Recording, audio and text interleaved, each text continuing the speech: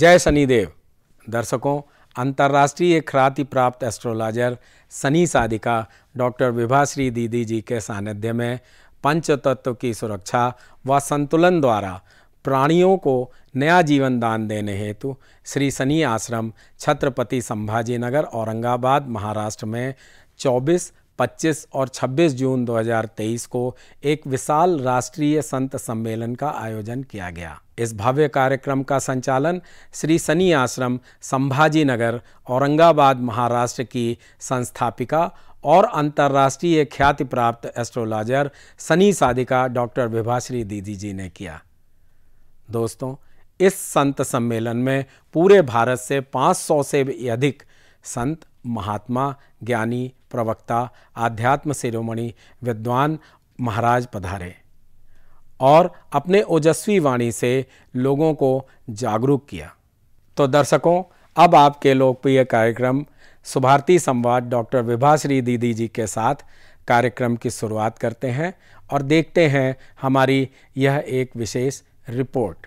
शनि साधिका doctor Vibhashri दीदी जी का संक्षिप्त परिचय। आप महिलाओं को कर्म कांड कराने का, शनि पूजा का अधिकार दिलवाने वाली भारत की प्रथम महिला पुरोहित हैं। शनि देव से संबंधित सभी दोषों की ज्योतिष्य, पौराणिक व वैदिक पद्धति से शांति अनुष्ठान कराने वाली आप भारत की पहली महिला एस्ट्रोलॉजर हैं। 1997 में आपके स्वप्न दर्शन पर आधारित आप श्री शनि तीर्थ क्षेत्र बिरजापुर, धमधा, दुर्ग, छत्तीसगढ़ की आप संस्थापिका है। सन 2000 में स्थापित N2 सिडको शनि मंदिर छत्रपति संभाजी नगर की आप संस्थापिका हैं। 2005 में 4 एकड़ की भूमि में स्थापित श्री शनीश्वर तीर्थ क्षेत्र शनि आश्रम चिकल थाना छत्रपति संभाजी नगर महाराष्ट्र की आप संस्थापिका हैं। आपके इस शनि आश्रम में ही 24, 25, 26 जून 2023 को एक भव्य पंचतत्व महोत्सव पंच महाभूत लोकोत्सव का आयोजन हुआ था। पंचतत्वों की सुरक्षा और संतुलन के माध्यम से जीवन रक्षा के लिए इन पंचतत्व महोत्सव में राष्ट्रीय संत सम्मेलन का आयोजन हुआ। इस आयोजन के प्रथम दिन का दीप प्रज्वलन अनेक महामंडलेश्वरों, पीठाधीश्वरों ने मिलकर किया। द्वितीय व तृतीय दिन के दीप प्रज्वलन में शिवसेना सांसद माननीय श्री चंद्रकांत जी खैरे और बीजेपी के विधायक माननीय श्री हरिभाऊ बागडे जी ने भी भाग लिया। साथ ही औरंगाबाद महाराष्ट्र के कैबिनेट मंत्री माननीय श्री संदीपान भुमरे, कैबिनेट मंत्री माननीय श्री अतुल सावे जी, केंद्रीय वित्त मंत्री माननीय श्री भागवत कराड़ जी, विधायक श्री संजय सिरसाट जी, विधायक श्री प्रदीप जायसवाल जी, विधायक श्री तनवानी जी जैसे आदि अनेक प्रसिद्ध राजनेताओं ने भी आयोजन में अपना पूर्ण समर्थन दिया। संपूर्ण कार्यक्रम का आयोजन और संचालन प्रसिद्ध एस्ट्रोलॉजर साधिका डॉक्टर विभाश्री दीदी जी ने ही किया, जिनके व्यक्तिगत निमंत्रण पर भारत के अनेक राज्यों से 100 से भी अधिक संत, महात्मा, सदगुरु, आध्यात्म शिरोमणि श्री शनि आश्रम छत्रपति संभाजी नगर महाराष्ट्र की पावन भूमि के संत सम्मेलन में पधारे थे और पूरे महाराष्ट्र क्षेत्र से भी लगभग 500 संत, महात्माओं, प्रवक्ताओं, विद्वानों ने भी इस आयोजन में भागीदारी निभाई और प्रमुख वक्ताओं ने अपने अपने उद्बोधन से लोगों को मंत्र मुग्ध भी किया, जिसमें कोल्हापुर महाराष्ट्र के कनेरी मठ के पीठाधीश्वर स्वामी अदृश्य काट सिद्धेश्वर स्वामी जी, अखिल भारतीय गोसेवा संघ रायपुर छत्तीसगढ़ के प्रमुख दूधाधिधारी मठ के मठाधीश महामंडलेश्वर श्री राजेश्वरी महंत श्री राम सुंदर दास जी महाराज प्रमुख थे।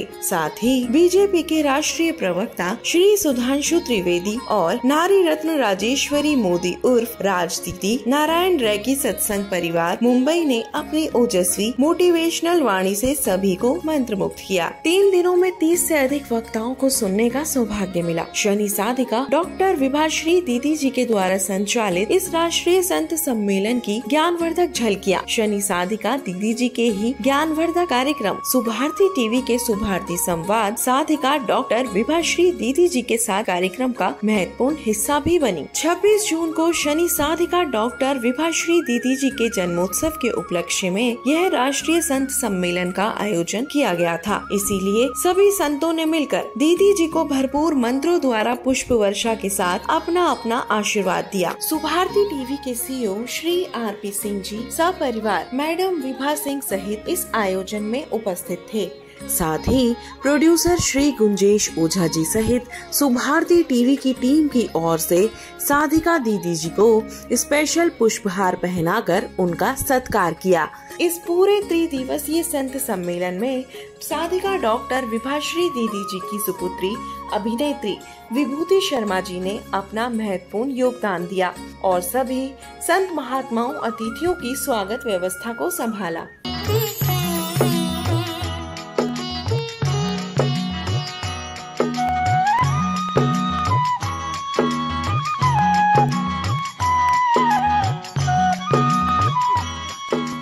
जय शनिदेव। दर्शकों, हमारी एक सीरीज चालू है पंच तत्वों का संतुलन और पंच तत्वों की सुरक्षा।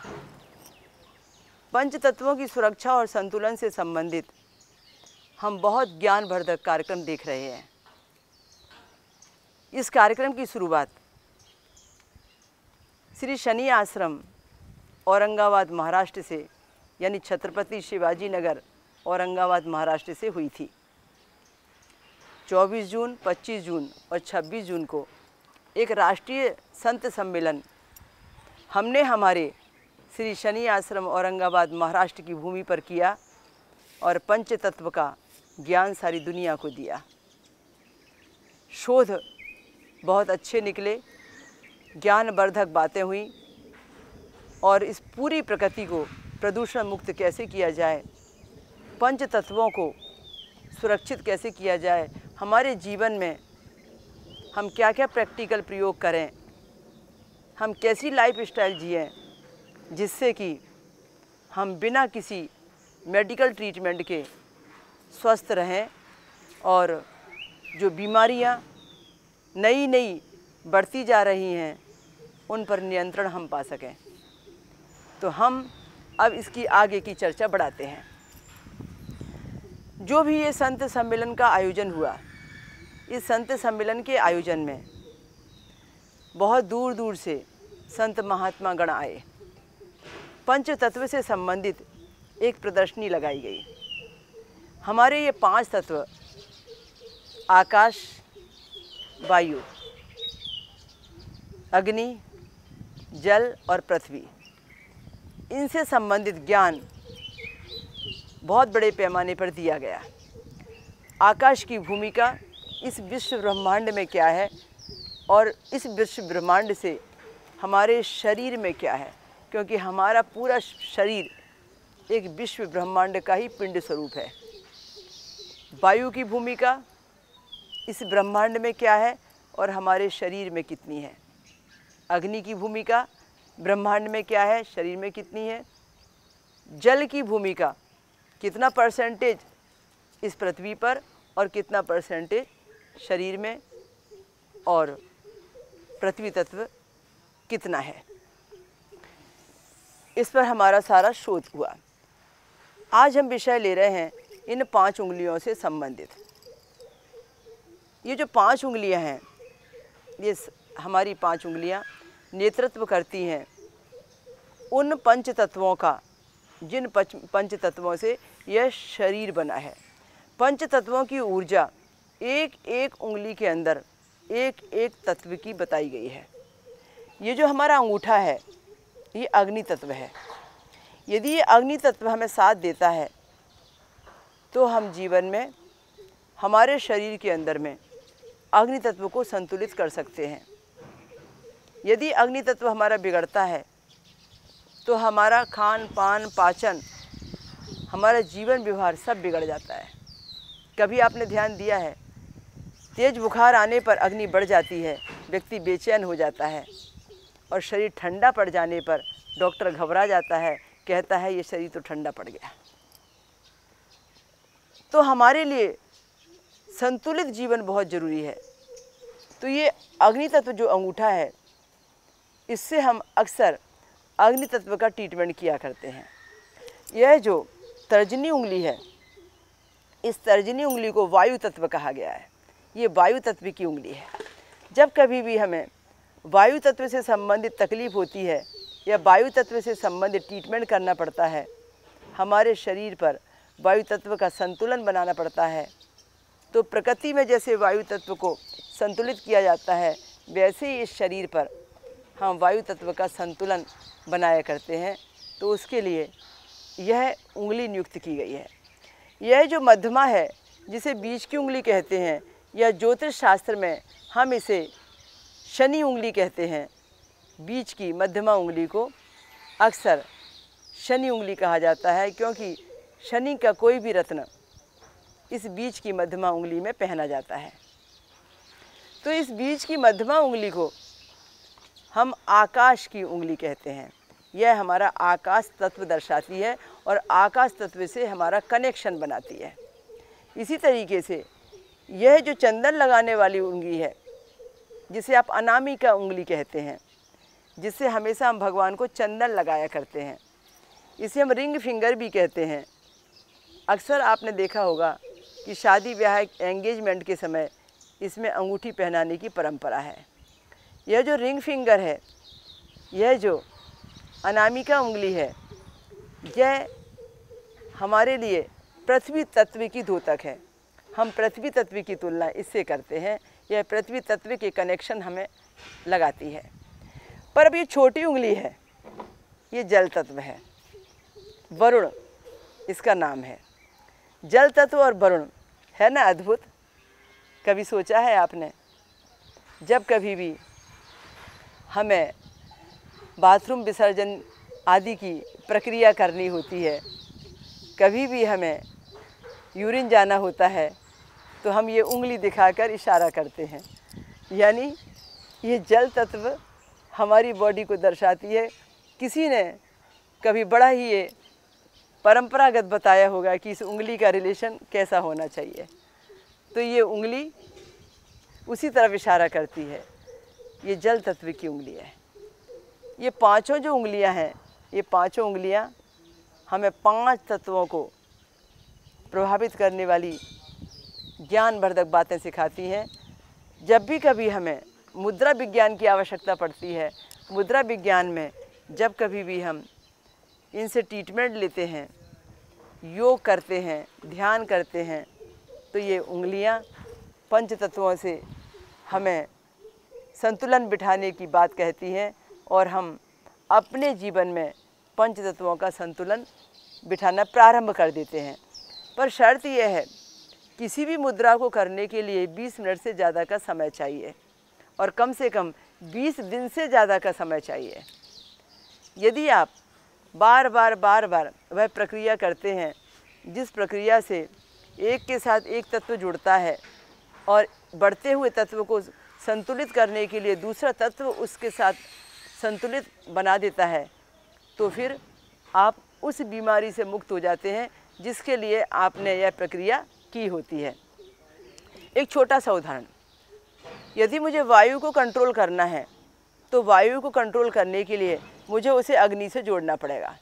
यदि मैं अग्नि और वायु, अग्नि यानी अंगूठा और वायु यानी ये आपकी तर्जनी उंगली, ये तर्जनी उंगली को जब आप अंगूठे से स्पर्श करते हैं, वायु को जब आप अग्नि से स्पर्श करते हैं, तो बनती है आपकी ध्यान मुद्रा, जिसे छिन्न मुद्रा भी कहा गया है। अक्सर आपने देखा होगा कि जब कभी भी हम ध्यान लगाते हैं तो ऐसी मुद्रा बनाकर बैठने से हमारा मन भटकने से रुक जाता है। ये मन को भटकने से रोकने के लिए, मन पर नियंत्रण करने के लिए, मन की चाल को कंट्रोल करने के लिए अग्नि के द्वारा वायु पर नियंत्रण है। तो वायु जो विचरण कर रही है वो अनकंट्रोल मार्ग अपना खोज रही है और चारों तरफ फैल रही है। उसको नियंत्रित करने के लिए हमने अग्नि का मार्ग खोजा। फिर अग्नि जहाँ जहाँ पर जिसको स्पर्श करेगी उसको नियंत्रित करते चले जाएगी। सिर्फ अग्नि ही ऐसी है जो चारों तत्वों को नियंत्रित कर सकती है। इसलिए हर मुद्रा के साथ अग्नि का स्पर्श होना अति आवश्यक है। बिना अंगूठे के स्पर्श के मुद्रा बन नहीं सकती और अग्नि ही सबको कंट्रोल में लाएगी और वही हमें ऊर्जा भी देती है। तो हमने देखा कि जब हमें वायु को कंट्रोल करना है तो हमें वायु मुद्रा बनानी होगी अग्नि के स्पर्श से, और जिसका नाम हमने ध्यान मुद्रा दिया है। जब हम ऐसा बैठते हैं तो आप देखिए 15 मिनट शांति से बैठने के बाद आपका मन धीरे धीरे धीरे धीरे शांत होने लगेगा और आप बहुत रिलैक्स महसूस करेंगे। आप घर में हो या मंदिर में कोई फ़र्क नहीं पड़ता, पर हैं यदि ध्यान मुद्रा में तो बहुत फ़र्क पड़ता है आपके मन की शांति पर।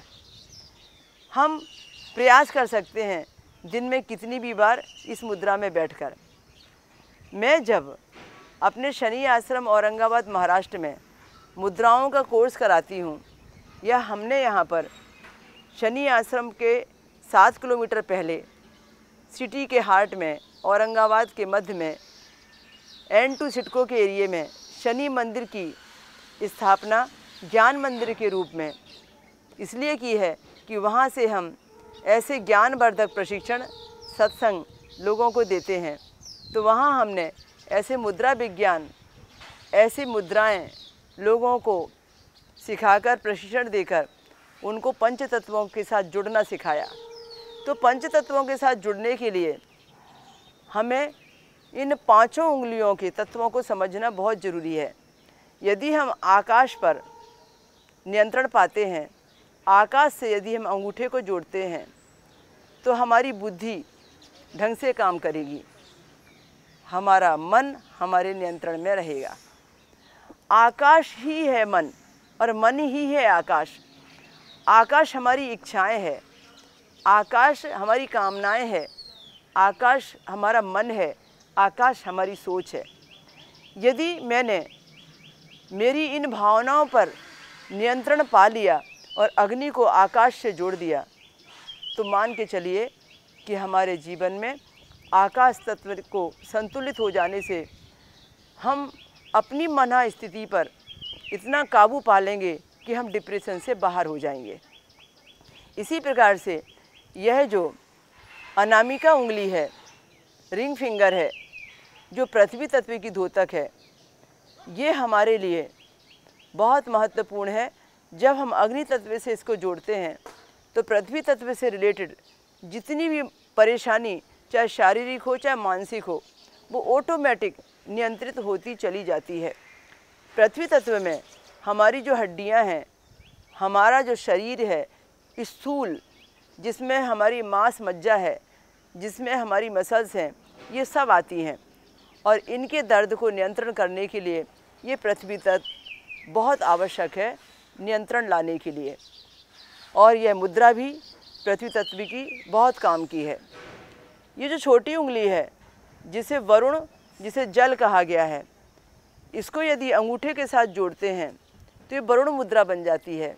और अंगूठे के साथ जोड़ने के बाद में कभी भी हमें पेट गड़बड़ होता है, लूज मोशन होते हैं, कभी भी हमें अनिच्छा होती है, हमारा शरीर एकदम निर्जर और कमज़ोर हो जाता है, जहाँ हमें ऐसा लगता है कि अब हम खड़े होने की हिम्मत नहीं रखते, तो ऐसी स्थिति में यह नियंत्रण करती है अग्नि के साथ जुड़कर।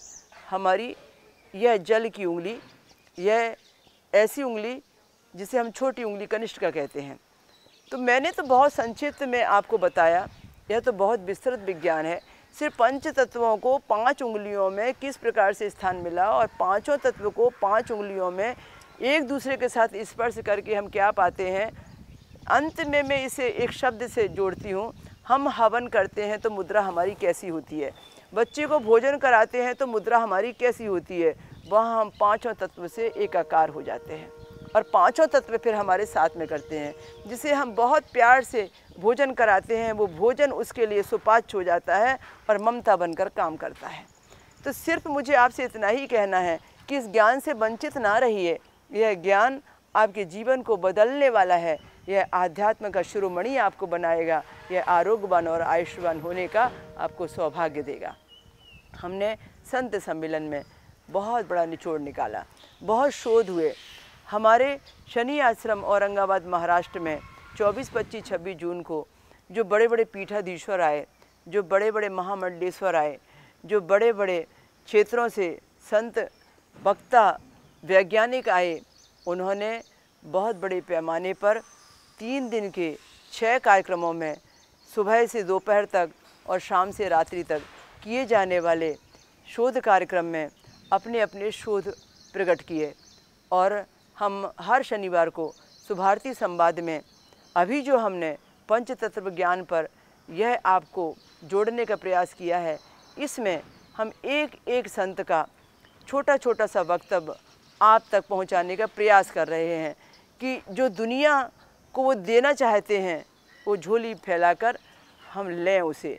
तो आप भी इस शब्द को समझिए कि पंच तत्व से संबंधित हमें ज्ञान हर शनिवार को जो मिलने जा रहा है उससे वंचित ना रहिए। और आज के भी जो संत आपको देने वाले हैं, जो ज्ञान आपको मिलने वाला है, वह आपके जीवन में आपके बंद तीसरे नेत्र को खोलने वाला, विवेक के तीसरे नेत्र को खोलने वाला रहेगा और आप खुशी से ओतप्रोत हो जाएंगे। हम हर शनिवार को एक संत का वक्तव्य संक्षिप्त में ज्ञानवर्धक वाइड्स के रूप में आपके आगे रखते आए हैं और इस बार भी हम जो आपको सुनाने जा रहे हैं उसे आप गौर से सुनिए और इसके बाद में फिर निर्णय लीजिए कि आप उसे कैसे फॉलो करते हैं। आज के इस कार्यक्रम के आयोजक, संयोजक और जिनके आमंत्रण पर हम सबके सब इस शनिदेव आश्रम में उपस्थित हैं, ऐसे परम विदोषी शनिदेव साधिका डॉक्टर विभाश्री दीदी जी, जिनके बुलावे पर ही सभी भक्त मंडली यहाँ उपस्थित हैं। मंच में उपस्थित कोल्हापुरी आश्रम से हमारे बीच में श्री सिद्धेश्वर स्वामी जी और उपस्थित संतगण,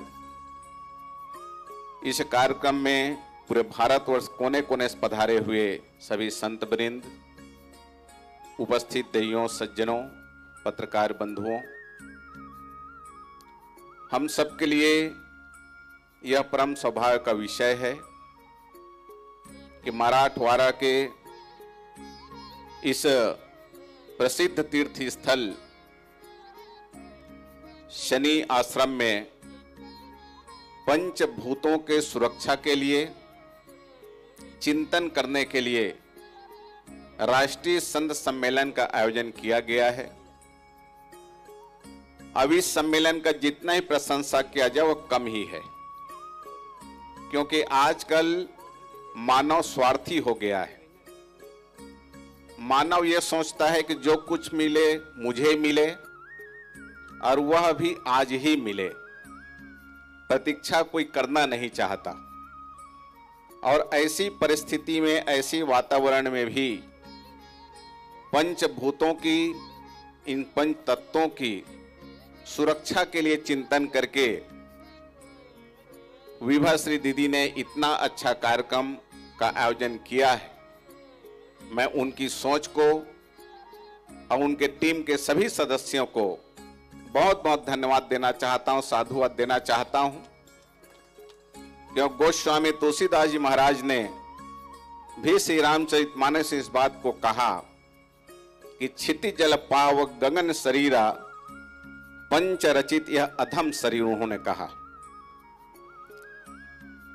कि हमारा यह जो शरीर बना है इस पंच तत्वों से ही बना है और इन पंच तत्वों का रचना जिस समय हुआ तब यह सोच करके किया गया था कि इस चराचर धराधाम में ऐसा कहा जाता है कि 4,84,000 जीव निवास करते हैं और उनमें एक मानव ही ऐसे जीव है जो इस पंच तत्व के संबंध में ज्यादा दोहन करने के लिए अपने आप को बुद्धिमान समझता है।